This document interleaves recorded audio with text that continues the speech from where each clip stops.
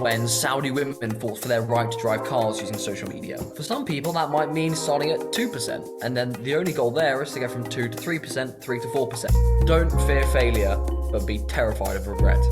We've seen policies change, we've seen taxes removed, cultures have turned, and governments have fallen.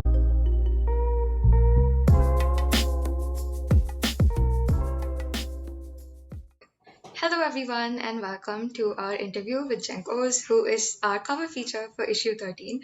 It's such a pleasure to have you here, Jenk. Thank you so much for having me. Excited to be here. So, let's start off with some rapid fire questions so our audience could get to know you a little bit better. What is your favorite thing about yourself? Oh, Lord.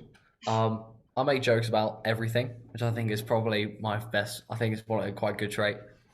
Definitely. If there was one thing you could go back in time to tell yourself when you were younger, what would it be? Oh, I think I should have told myself to dye my hair earlier. That was really fun, and I didn't do it soon enough. I wish I did that earlier. And yeah, that was underrated. That sounds like a And very fun don't thing. and don't get a buzz cut. Both hair related. I wish I never did that. That was an awful phase of my life, and I looked like a convict. That was really not it. What's your favorite song of all time? Favorite song of all time? Oh, crikey! I'm gonna give two. I'm gonna say either "Gold Digger" by Kanye West or "The Rapper's Delight" by the Sugar Hill Gang. Can't say I've heard of them, but I'll definitely go listen now, Both I think. the creme de la creme of music. What's your favorite book that you've ever read? The two books, that one's a sequel of the other one, Freakonomics, which is spelt freak like FREAK, onomics like economics, and then there's Super Freakonomics, which is the next one. Both of them are nuts. They're awesome books to read. They're all about like sociology and psychology and behavioral economics. I find it super interesting. Yeah, they do sound super interesting. Okay, books or movies? Movies, And movies or TV shows? movies. And if there were some words you try to live your life by, what would they be? Don't fear failure, but be terrified of regret. Yeah, I think those are great words to live by. So, our first question for the interview today is about how many people, especially in Gen Z, sometimes prefer to go with the crowd rather than stick out when it comes to activism. Because, at first it's kind of a scary thing if you think of it. But you decided to, break those barriers and become a social entrepreneur instead. Why did you decide to do this? Was this something you always wanted to do? Look, I think people just kind of need to do what they want to do. You got to be able to find your kind of your comfort groove, the kind of the place where you feel comfortable doing what you're doing, and then you set off on a journey effectively from there. And for some people, they're going to be the most intense activists. They're already going to be at 100, and they're going to try and get to 101, 102%. But for some people, that might mean starting at 2%. And then the only goal there is to get from 2 to 3%, 3 to 4%. And then effectively, everyone's going to start their journey in what they think they really want to do. And kind of, again, that comfort groove is what I like to talk about. They're going to find their area and they're going to start going 1% at a day. And you can start anywhere on that track at any time. But I think once you find it, you keep going. That's kind of the gist of it. My journey is kind of my own one, and I'm glad that it is going to inspire some people, hopefully. But I don't wish people to do exactly the same thing that I do. I just hope people to embark on something they enjoy as much as I enjoyed embarking on what I do. So, how did you find your groove? I think I really saw that there was a need for change in Generation Z, and I was fortunate enough to have a small website and a kind of couple thousand followers on Instagram. And I realized that change needed to be made. So I wanted to change that privilege of having a platform into the purpose of social change. That sounds great. So, finding something you're passionate about and like wanting to keep on learning it is obviously not an easy thing. And you seem to have found quite a few passions. How did you do this? And what would you suggest to those who are still kind of lost in trying to find their way to a passion? Well, I think I hope my mum doesn't hear me say this, but I think I really have to give a testament to my parents because they really allow me to try literally everything. And it's like throwing glitter at glue and seeing what sticks. Like the things I didn't do, I stopped doing, and it's like, okay. And the things I really enjoyed, I kept doing. So, I mean, piano and DJing and kind of entrepreneurship, I keep doing, but it's also not the things that everyone does. And I feel like some people do it and don't enjoy it, and that's fine. But I feel badly for the people who aren't able to experience or aren't able to have the opportunities to be able to even try the things that they might really enjoy. Is there anything you regret not continuing, or do you think you've stuck with everything that you actually wanted to do? No. And also, I feel like if I stopped enjoying what I do, I feel like I definitely could stop doing it. So I don't really feel like I'm trapped. That's great, actually. I think finding your passion is something that's so important, especially as a young person. Mhm. So, you're a believer in collectivism, and you've spoken about its benefits many times. Can you tell our audience a little bit more about this? So effectively, collectivism is any form of social activism. So any kind of thing that an activist would do, but on social media. Activism forms a part of Generation Z's identity. It's the kind of the two biggest overarching issues that we care about are social unrest and climate unrest. Over 12% of under 18s surveyed claimed that activism was their priority over all other options, which isn't incredible because it's only 12%, but given that the other options were family, love, and career, all of a sudden activism seems like it's quite powerful. And that number was done for previous generations, and there's a clear trend upwards as the younger you get. All kinds of activism will influence generations' decisions across sectors, from consumption of goods to education, where we work, who we work with, where we buy from, and all the financial investments we're going to make. As far as collectivism specifically, because that's what you asked about, I think it's important to say that there is mounting evidence to suggest that the online activism is actually far more effective than many may assume.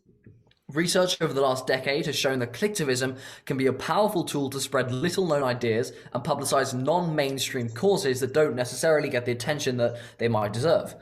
Admittedly, one tweet or an Instagram post isn't going to change the world. We know that. But thousands of them can spread beliefs that will.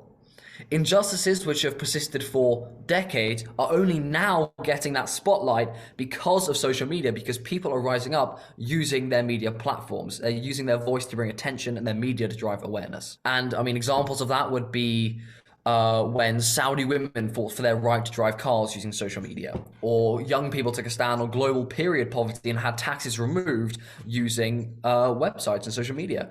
And Native American communities exerted political pressure through cultural websites. And I mean, those are kind of the best three examples I like to give, because it really shows that with collectivism, you've seen policies change, we've seen taxes removed, cultures have turned, and governments have fallen, which I think is pretty incredible and a testament to collectivism. Definitely. And I do think that a lot of people, especially since the pandemic, have started turning their activism online because, of course, in the middle, it was very difficult for us to actually go out, do the ground, and do things.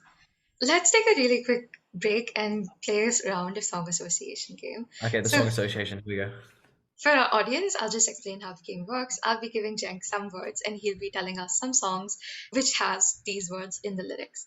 So, are you ready? Yeah, let's go. So, the first word I have for you is night. Night.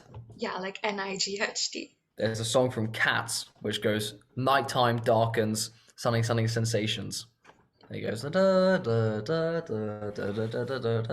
There you go. From Cats, the musical. Not endorsing the musical or the film, but I know the song.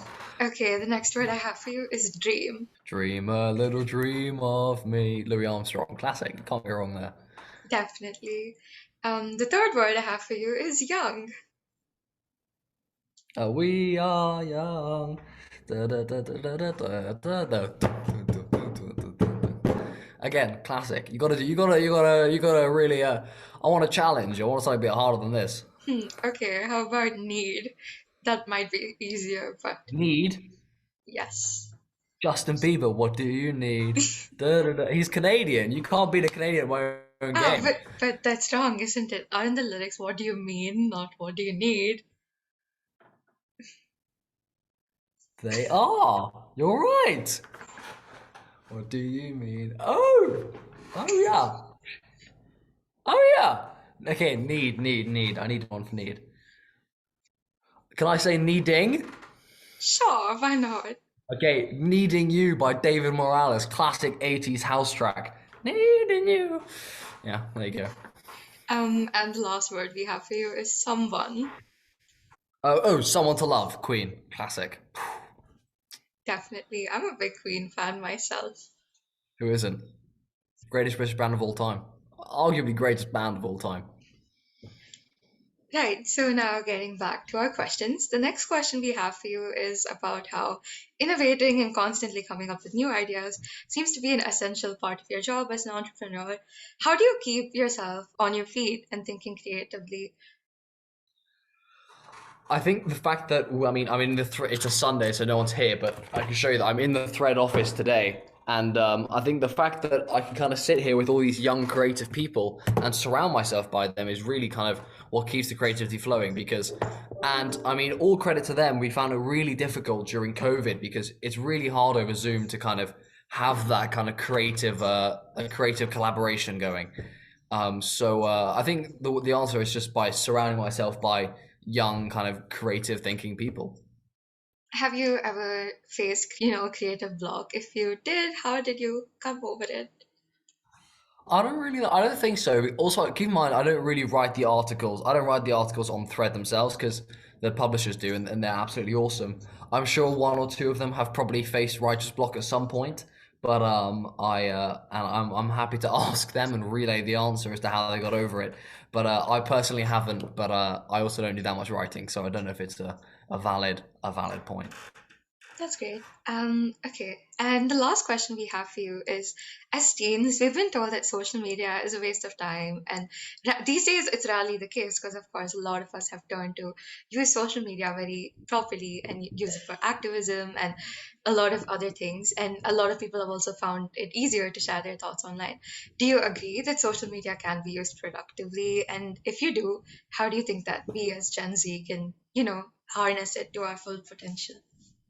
Yes, absolutely. I think it can really be used productively. I mean, look, nowadays, digital spaces like Instagram, Snapchat are used to develop our identities and be able to spread our views in creative ways. The key difference between Generation Z's kind of identity showing and older forms is just that the fact that Generation Z can now make super scalable content. I mean, literally anyone could go viral on TikTok nowadays. It's nuts.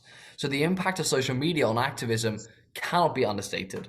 What was once impossible is now very much possible with a well-placed tweet.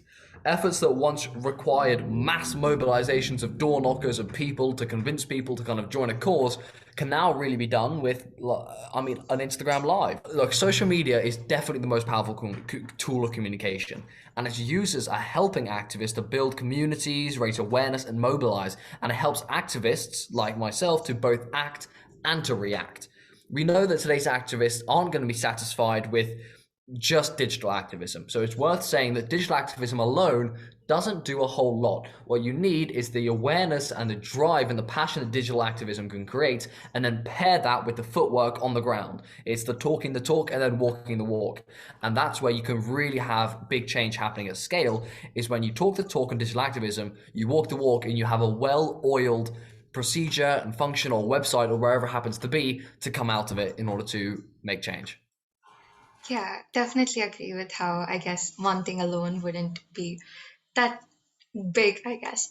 So if there was someone who has never really tried out activism before, but really wants to start expressing their views online, why would you suggest they start? I think there's kind of steps which you kind of work your way up the steps of activism. The first one I like to talk about is being an activist consumer, which is kind of just buying with brands who you align yourself with.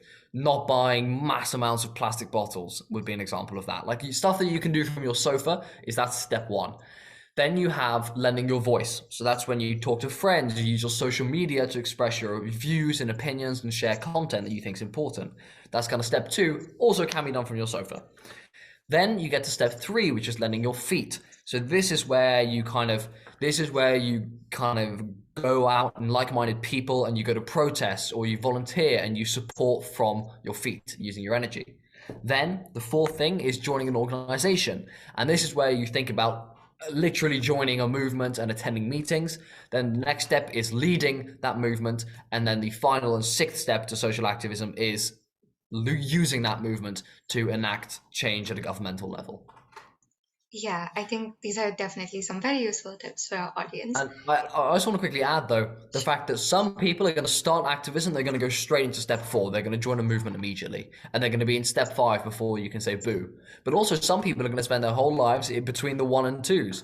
And I think that people should not feel ashamed to be in the 1s and 2s, because the 1s and 2s are they're the backbone, they're the rock, they're the ones spreading the information, they're the ones actually making the change. From that consumer activist is the one really making a big difference.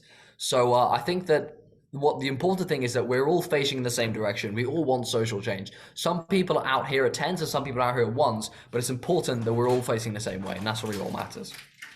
Yeah, I can definitely agree with that too. So that concludes our interview. Thank you so much, Sheng, for giving us this really special interview.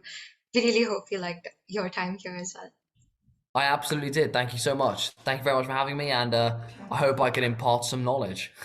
Yes, I'm sure our audience would have really enjoyed watching this. Thank you again.